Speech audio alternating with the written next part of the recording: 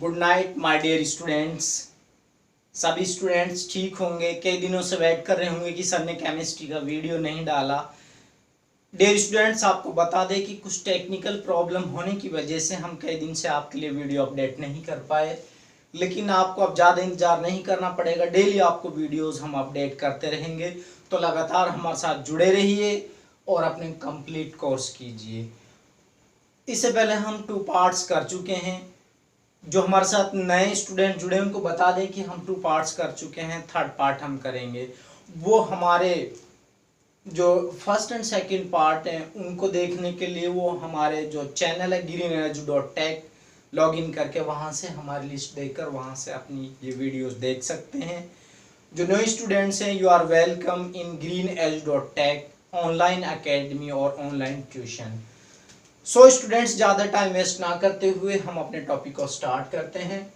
जैसा कि हमने सेकंड पार्ट के अंदर आपको बताया था कि क्रिस्टल सिस्टम 2 टाइप का होता है, प्रिमिटिव यूनिट सेल और centred unit cell. Primitive unit cell हम आपको स्टडी करा चुके हैं, सेंट्रड यूनिट सेल की हम बात करेंगे। सेंट्रड यूनिट सेल के अंदर हमने आपको बताया था कि 3 टाइप की सेंट्रड यूनिट सेल्स होती हैं, face centred unit cell, body centred unit cell और एंड सेंटर्ड यूनिट सेल।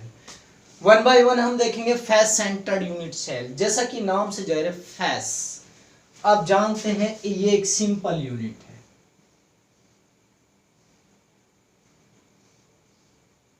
जिसको हम प्रिमिटिव यूनिट सेल कहेंगे।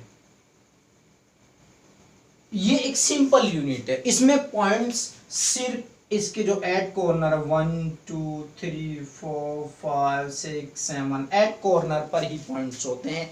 ये एक एटम को ऑक्यूपाई करता है, सिंपल यूनिट सेल। लेकिन फेस सेंटर्ड यूनिट सेल क्या है? एट कॉर्नर पर पॉइंट्स हैं, इसके अलावा ऑल फेसेस, आप जानते हैं ऑल जो फेसेस होते हैं यूनिट सेल के 6 फेस आप जानते हैं, 1 अपर लोअर 3, एक लेफ्ट राइट हो गया। इसी तरीके से आपने देखा है एक उरले सामने का, एक पिछले सामने का हो गया। इस तरीके से हमने देखा कि टोटल 6 फेस होते हैं। तो इस तरीके से फेस सेंटर्ड यूनिट सेल कहेंगे जिसके एवरी फेस पर पॉइंट्स हों, एवरी कॉर्नर पर तो हो, corner points are present at corner. ये एट कॉर्नर 1 2 3 4 5 6 7 8 कॉर्नर पर तो हो ही, as well as the centre of each face, और हर फेस पर हो, सभी 6 फेसेस पर भी पॉइंट हो। ऐसी यूनिट को हम कहेंगे फेस सेंटर्ड यूनिट सेल। तो अब बात आएगी कि नंबर ऑफ एटम्स कितने होंगे फेस सेंटर्ड यूनिट सेल के अंदर। आपने पढ़ा सिंपल प्रिमिटिव यूनिट सेल के अंदर कैसे निकालता हम 8 × 1/8, ये एक फॉर्मूला है सिंपल यूनिट सेल का। तो 8 × 1/8 प्लस, ये तो कॉर्नर पर पॉइंट्स हो गए, कॉर्नर पर पॉइंट्स के लिए फॉर्मूला। फेस पर भी अगर पॉइंट्स ईच फेस पर है तो उसके लिए फॉर्मूला क्या हो जाता है? 6 फेस 6 होते हैं, 6 × हाफ, 6 × हाफ। तो इस तरीके से हम इसको कट करेंगे, 8 से 8 कट हो जाएगा, 2 से 6 3 टाइम जाएगा, तो यहाँ 1 बचा, यहाँ 3 1 जा 3 आएगा, तो 1 + 3 4 आ जाएगा। इस तरीके से फेस सेंटर्ड यूनिट सेल के अंदर नंबर ऑफ एटम्स की संख्या 4 आती है। हम कह सकते हैं कि face centred unit cell 4 atoms को ऑक्यूपाई करती है अपने अंदर। इसके बाद में सेकंड टाइप है body centred unit cell. Body centre, जैसा कि नाम से जाहिर है बॉडी सेंटर्ड, बॉडी के अंदर इस तरीके से आप प्रिमिटिव यूनिट सेल बनाएंगे। उसके बाद में आप ये प्रिमिटिव यूनिट सेल बना, उसके बाद में आप बॉडी सेंटर मींस बॉडी के अंदर 1, बॉडी के एक बीचों बीच में पॉइंट्स है, एटम है, एक बीचों बीच में एक एटम है। तो इस तरीके से हमने जाना नंबर ऑफ एटम्स कितने बनेंगे। एट कॉर्नर पर है, एट कॉर्नर के लिए आप जानते हो 8 × 1/8 आता है, प्लस एक बॉडी सेंटर के अंदर तो एक ही एटम है, और एक एटम के बराबर स्पेस ऑक्यूपाई करता है, तो 1 × 1 हो गया। तो ऐड सेट कर जाएगा, 1 टाइम आ जाएगा, 1 × 1 1 आ जाएगा, तो 1 प्लस 1 2 आ जाएगा। इट मीन्स क्या हो गया कि बॉडी सेंटर्ड यूनिट सेल जो है, बॉडी सेंटर्ड यूनिट सेल उसके अंदर 2 एटम ऑक्यूपाई करेगा। ये कितने एटम ऑक्यूपाई करेगा? जब इसका पूरा एरिया निकाला जाएगा तो ये 2 एटम ऑक्यूपाई करेगा, 2 एटम्स। तो इस तरीके से कई बार 1 नंबर में क्वेश्चंस आ जाते हैं, how many atoms are present in body centred unit cell? तो आंसर इज 2। नाउ हम नेक्स्ट चलेंगे end centred unit cell. End centred unit cell, end centred क्या है? देखिए इसको थोड़ा ध्यान से समझिए। मैं यहाँ मैं डायग्राम बनाकर आपको समझाने की कोशिश कर रहा हूँ। एंड सेंटर्ड यूनिट सेल, इस तरीके से हमारी एक यूनिट सेल बनी। एंड सेंटर्ड का मतलब जो एंड के फेसेस हैं, पॉइंट्स कहाँ है? कॉर्नर पर तो हैं सभी 8 कॉर्नर्स पर। इसके साथ में पॉइंट्स जो हैं, इसके साथ में at the centre of 2 opposite faces, centre of 2 opposite, एक फेस ये एक ये, इनके बीच में पॉइंट्स, एक फेस नीचे वाला एक ऊपर वाला, इसके बीच में भी पॉइंट्स हैं।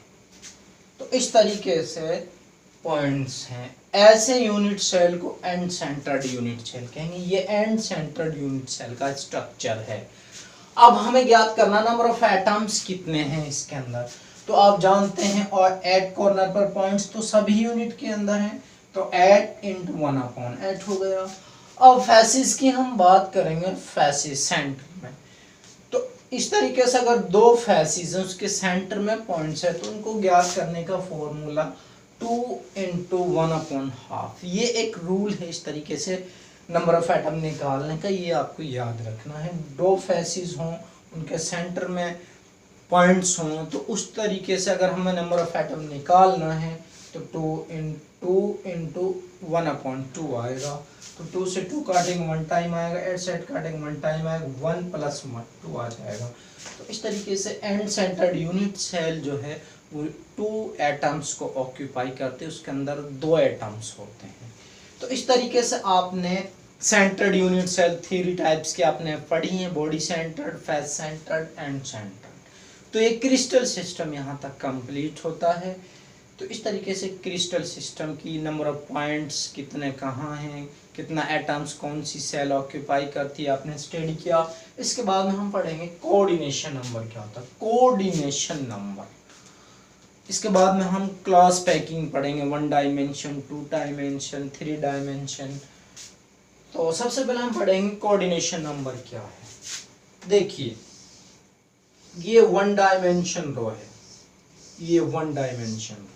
इसमें अगर हम कोऑर्डिनेशन नंबर निकालेंगे तो क्या आएगा? Number of nearest neighbour atoms in a crystal. Crystal के अंदर एक एटम के सबसे नियरेस्ट एटम कितने हैं जो उसको टच करते हैं, वो उसका कोऑर्डिनेशन नंबर। हम यहाँ अगर बात करेंगे 1 डायमेंशन में, तो मान ली ये एटम का हम निकालेंगे, तो इस एक एटम से कितने एटम इसके नियरेस्ट हैं? तो एक तो ये वाला हो गया, एक ये वाला होगा, ये 2 इसके सबसे नियरेस्ट हैं, इसके एक ये एक। तो कोऑर्डिनेशन नंबर कितना हो गया? 2 हो गया। तो नंबर ऑफ नियरेस्ट एटम कितने हैं? इसी तरीके से हम बात करेंगे 2 डायमेंशन क्लॉज पैकिंग, हम इस तरीके से बात करेंगे 2 डायमेंशन में क्लॉज पैकिंग, इस तरीके से हम बात करेंगे।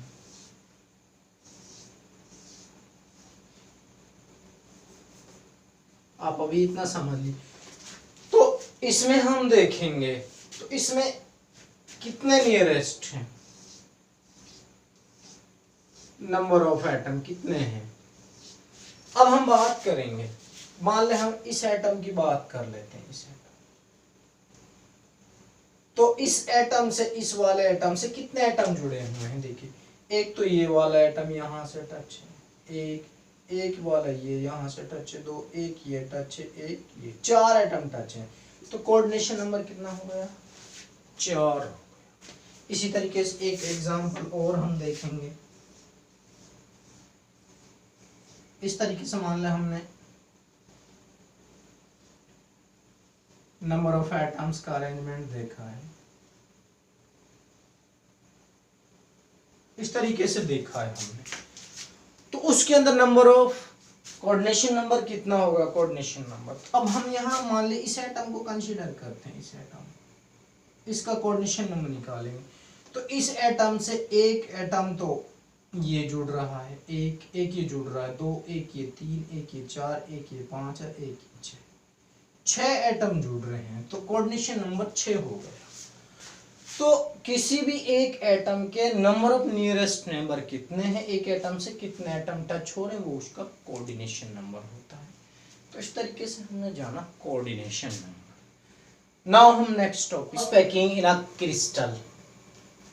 क्रिस्टल के अंदर जो क्लॉज पैकिंग होती है उस किस तरीके की होती है, क्लॉज पैकिंग क्या है, कितने टाइप की होती है, एटम्स किस तरीके से एक एटम दूसरे के साथ अटैच होता है, उसको हम पढ़ेंगे clause packing in a crystal. तो क्या है, in maximum space is occupied living minimum vacant space. Atom इस तरीके से, एक एटम दूसरे के साथ इस तरीके से जुड़े कि कम से कम स्पेस एटम्स के बीच में बचे, ज़्यादा से ज़्यादा ऑक्यूपाई हो जाए। आप जानते हैं क्रिस्टल के जितने ज़्यादा से ज़्यादा एटम्स जुड़ेंगे, वैकेंट स्पेस जितना कम से कम रहेगा, डेंसिटी उस क्रिस्टल की उतनी ही ज़्यादा होगी। आप जानते हैं गैस का जो वेट होता है वो बहुत कम होता है। क्यों? क्योंकि गैस के मॉलिक्यूल्स फार अपार्ट होते हैं एक दूसरे से, उनके बीच में गैप बहुत ज़्यादा होता है, इसलिए उनकी डेंसिटी बहुत ही कम होती है। लिक्विड के पार्टिकल्स के अंदर स्पेस गैस से बहुत कम बचता है, सॉलिड के अंदर वैकेंट स्पेस और कम रहता है। तो जितना स्पेस एटम्स के बीच में कम रहेगा उतनी ही डेंसिटी ज़्यादा होती है, उतना ही ज़्यादा सॉलिडिटी बढ़ती है। तो वही जानेंगे हम clause packing in a crystal किस तरीके से होता है। इस तरीके से एटम का अटैच होना एक दूसरे के साथ, कम से कम स्पेस बचे, मिनिमम स्पेस वैकेंट बचे। तो इस तरीके से ज़्यादा space greater is the stability of packed system. तभी जो क्रिस्टल जो है उसका जो पैकिंग सिस्टम उतना ही ज़्यादा स्ट्रॉन्ग होगा जितना कम से कम स्पेस बचेगा। हम बताएंगे किस तरीके से होगा। अब close packing in a one dimension. Close packing हमारे पास दो प्रकार का होगा, close packing in one dimension, close packing in two dimension. One dimension में क्या, इस तरीके से एक एटम दूसरे के साथ, फिर तीसरे का, इस तरीके से एक ही रो बना रहा है, एटम का एक रो बना रहा, उसके बाद गैपिंग है, फिर अलग रो बना रहा, फिर गैपिंग है, फिर रो बना रहा। इस तरीके का अटैचमेंट है अगर एटम्स का क्रिस्टल के अंदर, तो हम कहेंगे close packing in a one dimension. Sphere are placed in a horizontal row, इस तरीके से रखे हैं, टचिंग ईच अदर। हर एक एटम दूसरे एटम को, हर एक स्फीयर दूसरे स्फीयर को, यानी एटम एक दूसरा एटम को टच करते हुए इस तरीके से अटैच होगा। इस तरीके के अटैचमेंट ऑफ एटम को हम कहेंगे close packing in one dimension. Next हमारे पास आएगा close packing in two dimension. इसमें क्या, रोज इस तरीके से अटैच बता देते हैं आपको। इस तरीके से एटम एक दूसरे के साथ अटैच होते हैं, इस तरीके से रोज बनाते हैं।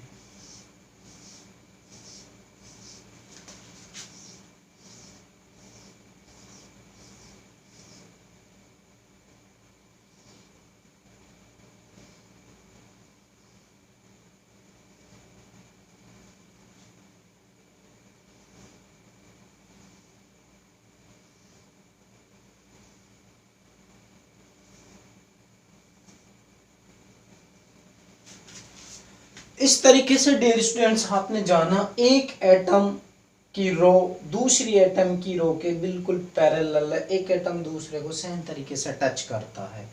दूसरा तरीका ये कि एक रो दूसरी रो का जो वैकेंट स्पेस है उसके साथ उसके एटम अटैच है, इस तरीके से वैकेंट। तो दो तरीके से अटैच होता है एटम, एक इस पैटर्न से, एक इससे।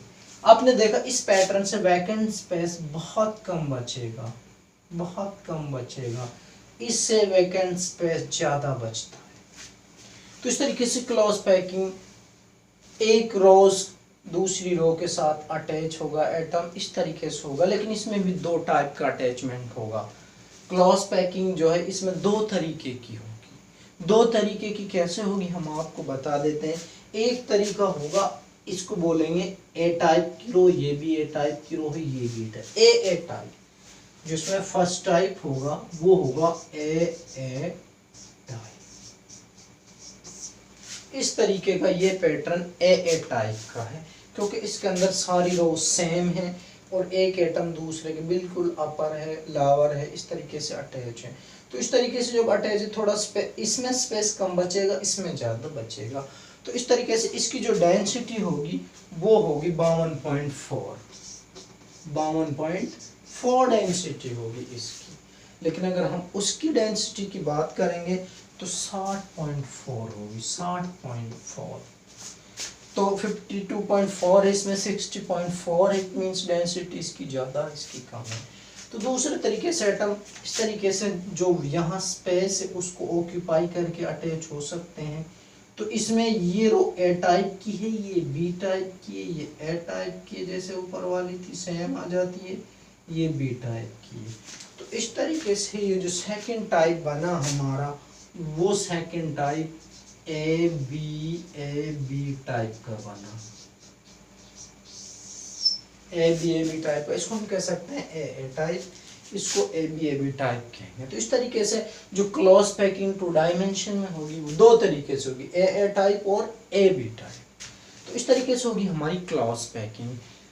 ए बी टाइप की डेंसिटी ज़्यादा होगी 60.4, क्योंकि बहुत कम स्पेस बचेगा, डेंसिटी इसकी ज़्यादा होगी। इसकी थोड़ी डेंसिटी कम होगी, 52.4 होगी, इसके अंदर थोड़ा स्पेस इससे ज़्यादा वैकेंट बच रहा है, तो इसलिए इसकी डेंसिटी इसके मुकाबले में कम होगी। तो इस तरीके से क्लॉज पैकिंग 2 डायमेंशन में होती है, दो रोज के अंदर, एक रो दूसरे के ऊपर, एक रो दूसरे के ऊपर होती है। इस तरीके से आगे चलकर ये भी 2 टाइप की होती है, ए टाइप और ए बी टाइप।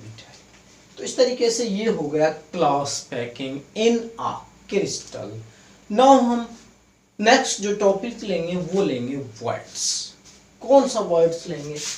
ये जो वर्ड्स बच रहे हैं, ये वर्ड्स, ये क्या है? ये वर्ड्स यहाँ भी हल्का सा वर्ड्स बचेगा, यहाँ भी। तो ये वर्ड्स क्या है, कितने प्रकार के होते हैं, कौन कौन सा स्ट्रक्चर बनाते हैं, चलिए। इंटरस्टिशियल वर्ड्स और साइड्स क्या होते हैं वो हम पढ़ेंगे। अभी हमने आपको क्लॉज पैकिंग इन 1 डायमेंशन, क्लॉज पैकिंग इन 2 डायमेंशन बताया है। उसमें हमने क्लॉज पैकिंग इन 2 डायमेंशन में हमने 2 टाइप आपको बताए हैं। क्लॉज पैकिंग इन 2 डायमेंशन में हमने 2 टाइप, एक टाइप में हमने आपको बताया है कि इस तरीके से रोज हैं, एक रो दूसरे के ऊपर सेम तरीके से अटैच,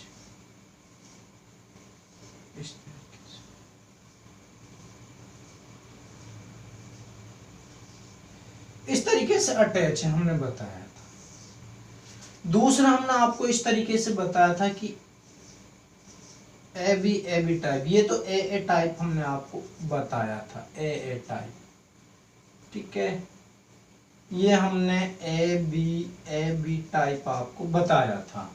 तो इसमें आप देख रहे हैं जैसे ये वॉइड है, इसके साथ में एटम, इसी तरीके से जो ये वॉइड बच रहा इसके साथ, इस वॉइड के साथ, इस वॉइड के साथ एटम इस तरीके से अटैच, फिर इस वॉइड के साथ, इस वॉइड के साथ इस तरीके से एटम अटैच हमने आपको बताया था। हमने ये बताया था कि इसकी जो पैकिंग एफिशिएंसी 52.4 है और इसकी 60.4% है। तो इस तरीके से हमने आपको बताया था पैकिंग एफिशिएंसी। तो इसमें भी वॉइड्स बन रहा है, ये जो वॉइड्स बन रहा है इस तरीके से, ये जो वॉइड बना है यहाँ, एक भी ये वॉइड बन रहा है, यहाँ भी वॉइड बन रहा है, यहाँ भी वॉइड बन रहा है, इनके बीच में वैकेंट स्पेस। इसी तरीके से यहाँ भी वॉइड बन रहा है। आप देख रहे हैं यहाँ वॉइड बहुत कम है, यहाँ बहुत कम वॉइड है, यहाँ ज़्यादा है।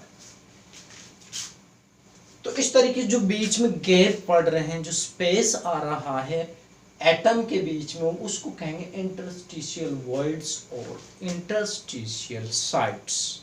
ये इंटरस्टिशियल वॉइड्स और इंटरस्टिशियल साइट है। आगे चलकर हम देखेंगे दो प्रकार के इंटरस्टिशियल जो वॉइड्स हैं वो दो टाइप के होते हैं, टेट्राहेड्रल वॉइड्स और साइड्स, दूसरा ऑक्टाहेड्रल वॉइड्स और साइड्स। टेट्राहेड्रल वॉइड्स कौन से हैं? टेट्राहेड्रल वॉइड्स वो हैं जो 4 स्फेयर से घिर कर बना है, 4 स्फेयर। आप देखेंगे ये जो वॉइड्स बना है, ये वॉइड, ये वाला वॉइड जो ये वॉइड बना है, इस कितने एटम से टच है? 1 2 3 4 एटम से टच है। आप इस तरीके से देख सकते हैं, ये 4 एटम से टच है। तो 4 एटम से जो टच है जो स्फेयर, वो स्फेयर टेट्राहेड्रल वॉइड्स या साइड्स कहलाएगा। इसी तरीके से अगर हम बात करेंगे 6 से कौन सा स्फेयर टच है? 6 से। अभी आपको ये जो स्फेयर ऐसे लग रहा होगा कि एक इधर से टच है, एक इधर से, एक इधर से, लेकिन ये सामने वाले से भी टच है, पीछे से भी टच है। ऐसे हम देखेंगे इस तरीके से, तो ये 6 एटम से टच होगा, 6 से, और इक्विलैटरल स्ट्रक्चर बनाएगा। इक्विलैटरल स्ट्रक्चर बनाएगा, ट्राइंगल की तरह आएगा। इस तरीके से ट्राइंगल बनाएगा, इस तरीके से ट्राइंगल बनाएगा। तो इस तरीके से जो वैकेंट स्पेस आएगा उसको हम कहेंगे ऑक्टाहेड्रल वॉइड्स और साइड्स।